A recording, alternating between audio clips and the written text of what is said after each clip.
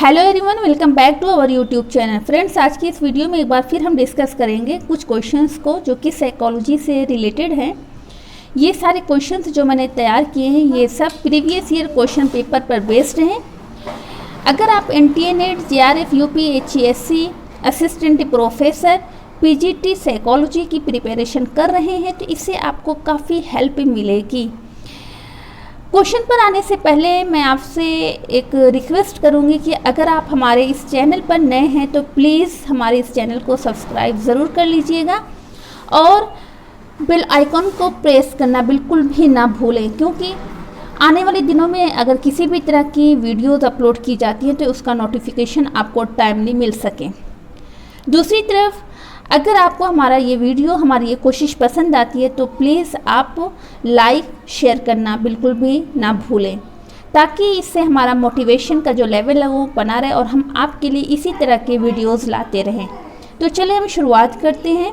हमारा जो first question है उसमें पूछा जा रहा है कि the main function of autoclitic behaviour is to, कि जो ऑटोक्लिटिक बिहेवियर होता है, व्यवहार होता है, उसका मुख्य कार्य क्या होता है। तो मैं आपको बताऊं कि जो ऑटोक्लिटिक बिहेवियर होता है वो स्किनर की जो थ्योरी ऑपरेंट कंडीशनिंग उसी से निकल के ये कंसेप्ट आया था। तो ऑटोक्लिटिक जो बिहेवियर उसके कार्य क्या होते हैं।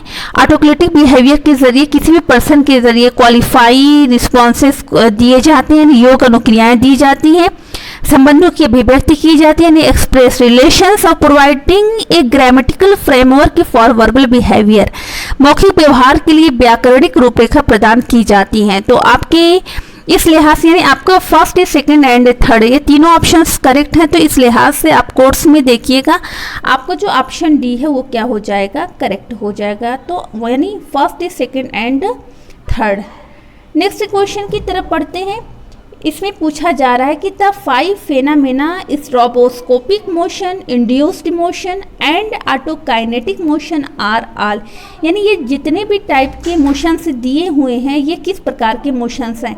यानी 5 घटना, 5 फेनामेना, स्ट्रोबोस्कोपिक गति, प्रेरित गति और ऑटोकाइनेटिक गति, सभी प्रकार की। तो ये जो क्वेश्चंस लिए गए हैं ये क्वेश्चन जो है जो परसेप्चुअल प्रोसेस का टॉपिक है उससे रिलेटेड है। तो ये सारे जो गति या मोशंस हैं ये सब ऑपरेंट मोशन से रिलेटेड हैं, अस्पष्ट गति से संबंधित है। तो आपका ऑप्शन बी जो है वो करेक्ट हो जाएगा। नेक्स्ट क्वेश्चन की तरफ हम बढ़ते हैं। इसमें पूछा जा रहा है कि which one of the following is the most important feature of the defence mechanism of rationalisation, कि क्या पूछ रहा है कि जो नीचे ऑप्शन से दिए गए हैं उनमें से कौन बहुत मोस्ट इंपॉर्टेंट फीचर यानी बहुत ही महत्वपूर्ण विशेषता है किसकी, जो रैशनलाइजेशन डिफेंस मैकेनिज्म है, यानी जो यौक्तिकीकरण रक्षा युक्ति का की महत्वपूर्ण विशेषता क्या, यानी दिए गए निम्नलिखित विकल्पों में से कौन सा विकल्प जो रेशनलाइजेशन यानी यौक्तिकीकरण रक्षा युक्ति है उसकी प्रमुख विशेषता है, मुख्य विशेषता है। तो मैं आपको बताऊं कि जो रेशनलाइजेशन या यौक्तिकीकरण रक्षा युक्ति होती है उसमें कोई भी पर्सन अपने मन के अंदर चल रहे कॉन्फ्लिक्ट को दूर करने के लिए गलत बात को कुछ तर्क के जरिए जस्टिफाई करने की कोशिश करते हैं। कभी कभी सही बात को भी वो सही बात होती है लेकिन इसके बाद भी उसको नकारने की कोशिश करता है, किसके जरिए, कुछ तर्क के जरिए, कुछ लॉजिक के जरिए। तो इस तरह की जो डिफेंस मैकेनिज्म होते हैं उसको कहा जाता है रेशनलाइजेशन। और इस तरह के जो डिफेंस मैकेनिज्म होते हैं इसका प्रतिपादन किसने किया, आपको मालूम होगा, इसका प्रतिपादन किया था फ्रायड ने। फ्रायड ने ही कहा था कि हम अपने मन के अंदर चलने वाले जो कॉन्फ्लिक्ट्स होते हैं उनको दूर करने के लिए इस तरह की रक्षा युक्तियों का यूज करते हैं ताकि हम अपने ईगो को टूटने से, फूटने से या उसे डिस्टर्ब होने से बचा सके और हमारी पर्सनालिटी का ठीक तरह से विकास हो सके। तो इस लिहाज से देखेंगे कि जो ऑप्शंस दिए हुए हैं उसमें जो बी ऑप्शन है वो करेक्ट हो जाता है, क्योंकि इसमें पूछ रहा है कि जो यौक्तिकीकरण रक्षा युक्ति है उसकी महत्वपूर्ण विशेषता कौन सी है। तो यौक्तिकीकरण में, युक्तिकरण में ही कोई व्यक्ति क्या करता है, अपने एक्शन को, अपने रिस्पॉन्स को, अपने बिहेवियर को जस्टिफाई करने की कोशिश करता है। तो आपका ऑप्शन बी हो जाएगा करेक्ट। ओके, नेक्स्ट क्वेश्चन की तरफ बढ़ते हैं। इसमें पूछा जा रहा है कि people control basic anxiety by moving toward, away from and against other. यानी व्यक्ति क्या करते हैं, अपने अंदर मौजूद जो मूल चिंता है उसको कंट्रोल करते हैं। कैसे? मूविंग टूवर्ड से, किसी मतलब ये एक तरह से कंसेप्ट दिया गया था कि किसी व्यक्ति के प्रति मूव करके, उसे दूर हट करके या उसके अगेंस्ट जा करके। तो ये जो है पूछ रहा है कि which group of personality psychologist theorised this statement. मैं आपको बताऊं कि ये जो स्टेटमेंट, ये जो बेसिक एंजाइटी का कंसेप्ट दिया गया, या moving toward, away from and against other, इस तरह के जो कंसेप्ट दिए गए थे न्यू फ्राइडियन के जरिए दिए गए थे, न्यू फ्राइडियन। तो आपको मालूम होगा कि ये इस तरह की जो पर्सनालिटी थ्योरी थी या ग्रुप ऑफ पर्सनालिटी है, यानी ये जो मूविंग टुवर्ड्स या away from and against other, इस तरह से ये एक पर्सनालिटी का टाइप है जिससे लोग क्या करते हैं, अपने अंदर मौजूद जो बेसिक एंग्जाइटी होती है, जो मूल चिंता होती है, उस पर कंट्रोल करते हैं। तो इस तरह का कंसेप्ट किसने दिया था? न्यू फ्राइडियन के जरिए दिया गया था। ठीक है, तो नेक्स्ट क्वेश्चन की तरफ बढ़ते हैं हम। इसमें पूछा जा रहा है कि a psychotic person would probably score the highest on which MMPI-2 scale. क्या करें? A psychotic person would probably score the highest on which MMPI-2 scale. एक मानसिक व्यक्ति जो है संभवतः किस MMPI-2 पैमाने पर उच्चतम अंक की प्राप्ति करेगा? एक जो मनोविक्षिप्त व्यक्ति है वो MMPI-2 स्केल जो है उसके किस पैमाने पर उच्चतम अंक या स्कोर प्राप्त करेगा? तो मैं आपको बता दूं कि जो साइकोटिक पर्सन होते हैं या साइकोसिस डिसऑर्डर्स होते हैं, उसमें आता है सिजोफ्रेनिया। तो सिजोफ्रेनिया पे वो हाई स्कोर लेकर आएगा। ठीक है, तो किस पे आएगा? आपका ऑप्शन जो है वो क्या सी है, वो करेक्ट हो जाएगा, नहीं सिजोफ्रेनिया। ठीक, नेक्स्ट क्वेश्चन की तरफ बढ़ते हैं। इसमें पूछा जा रहा है कि match list 1 with list 2 and indicate your answer by using the codes given below the list. यानी आपको मालूम होना चाहिए कि इसमें क्या है, मैच जो लिस्ट 1 है उसको लिस्ट 1 में पार्ट ऑफ आइज दी हुई है, पार्ट ऑफ आई को उसके फंक्शंस के साथ क्या करना है, मैच करना है। तो फर्स्ट जो है आपका देखिएगा लिस्ट 1 में आप आइएगा, पार्ट ऑफ आई में एक दिखा रहा है प्यूपिल। तो प्यूपिल क्या होती है, यानी जो पुतली होती है वो उसका काम क्या होता है? तो पुतली का काम क्या होता है, अलाउज लाइट टू एंटर। इसके ज़रिए क्या होता है, रोशनी क्या होते हैं वो अंदर दाखिल होती है, एंटर करती है। तो आपको पी को किसके साथ जोड़ेंगे आप यहाँ पे, इसके साथ, यानी थर्ड के साथ, थर्ड ऑप्शन के साथ। और जो आइरिस होता है, आइरिस का क्या काम होता है? आइरिस का काम क्या होता है? आइरिस का काम होता है कि controls the size of the प्यूपिल। जो पुतली की साइज है उस पर कंट्रोल करना, उसको घटाना बढ़ाना, जिस तरह से रोशनी होती है उसके अकॉर्डिंग। तो अकोमोडेशन का जो प्रोसेस होता है किसके ज़रिए किया जाता है? आइरिस के ज़रिए किया जाता है, यानी समंजन की प्रक्रिया होती है। नेक्स्ट लेंस आता है। लेंस का क्या काम होता है? लेंस का काम होता है कि focus images on the retina, यानी रेटिना। तो इसका क्या काम होता है लेंस का, कि रेटिना पर जो इमेज होती है, इमेज का केंद्रण करना। तो आपका इसको रेटिना को आप किसके साथ यहाँ पे टैली करेंगे? फर्स्ट के साथ, यानी focus images on the retina.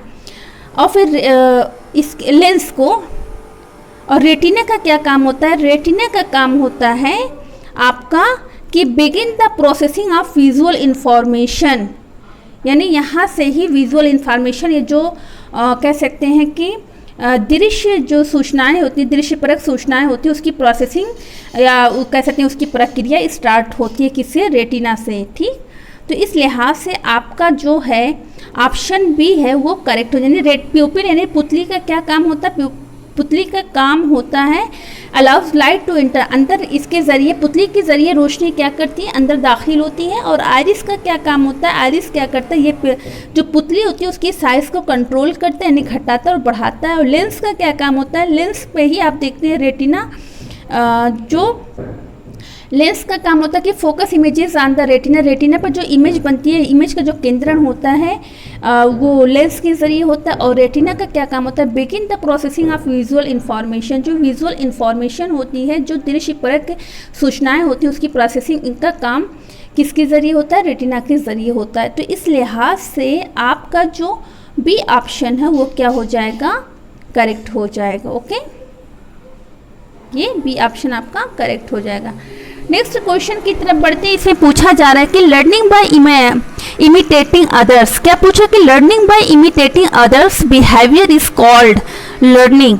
The researcher best known for studying this type of learning is, learning by यानी दूसरों के व्यवहार की नकल करके सीखना क्या कहलाता है, किस तरह का सीखना कहलाता है। तो मैं आपको बताऊं कि दूसरों के व्यवहार की नकल करके सीखना क्या कहलाता है, ऑब्जर्वेशनल लर्निंग कहलाता है, यानी इसको आप कह सकते हैं परीक्षणात्मक अधिगम कहलाता है। इस प्रकार के अधिगम का अध्ययन करने के लिए सबसे प्रसिद्ध जो शोधकर्ता वो कौन है, तो अल्बर्ट बैंडूरा है। तो आपका जो ऑप्शन ए है वो क्या हो जाएगा, करेक्ट हो जाएगा। ठीक,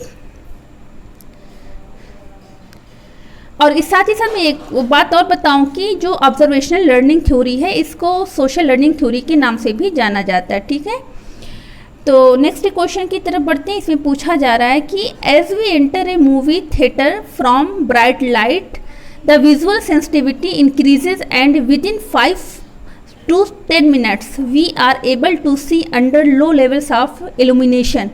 This is due to, जैसे ही हम तेज़ रोशनी से मूवी थिएटर में प्रवेश करते हैं दृश्य संवेदनशीलता बढ़ जाती है और 5 से 10 मिनट के भीतर हम रोशनी के निम्न स्तर के नीचे देखने में सक्षम होते हैं।